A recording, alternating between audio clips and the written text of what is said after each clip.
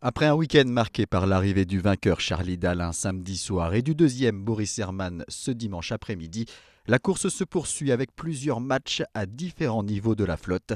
Bataille pour la troisième place tout d'abord, c'est Jérémy Bayou sur Charal qui est le mieux placé.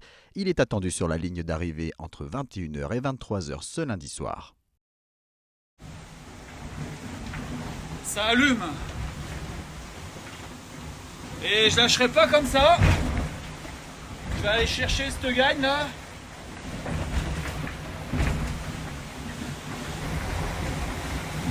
Ah c'est bon, le bateau parle là. Jérémy Bayou qui reste sous la pression de Sébastien Simon sur Groupe du Breuil. Le Sablais est à l'affût de la moindre erreur du Finistérien. Je pense que tout reste ouvert. Le jeu est encore bien là, donc c'est génial. Et j'essaie de me reposer un peu. Les conditions ici dans le golfe de Gascogne sont incroyables. Il y a 15 nœuds de vent, le bateau va à 24.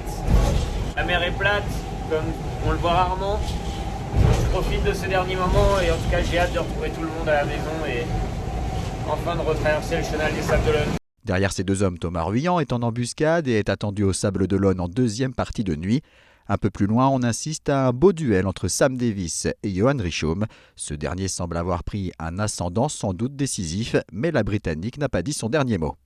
Je me suis coincée dans un trou un peu dans le transition de vent ce matin et il a beaucoup mieux géré sa trajectoire. Mais c'est ça, ça fait, je ne sais pas, peut-être 8 jours qu'on navigue à vue, quasiment, pas tout le temps, mais plus ou moins tout le temps.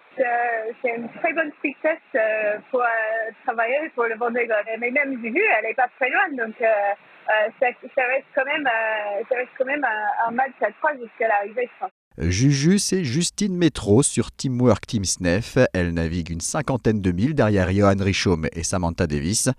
Un peu plus loin, les concurrents situés le plus au sud s'extirpent de la zone anticyclonique, mais la météo ne les laisse pas tranquilles pour autant.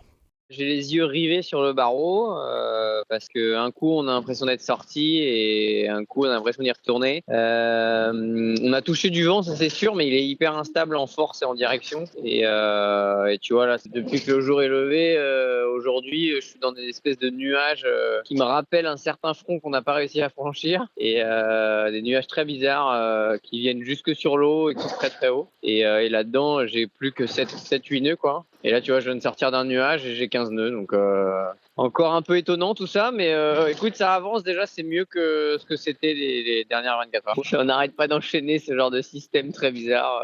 Il est temps qu'on arrive, quoi. Vraiment, il est temps qu'on arrive. À 16h45 ce lundi, Jérémy Bayou se trouvait à 78 000 de l'arrivée, avec 38 000 d'avance sur Sébastien Simon et 57 sur Thomas Ruyant.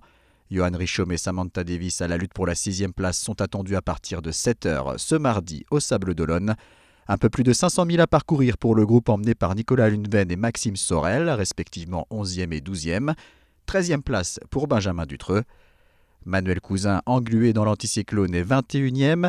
Sa bataille aussi avec l'anticyclone, mais plus au nord pour l'arrière de la flotte, où l'on trouve Denis Van Winberg, Kojiro Shiraishi ou encore Clarisse Kremer. Là où il y a eu 45 degrés de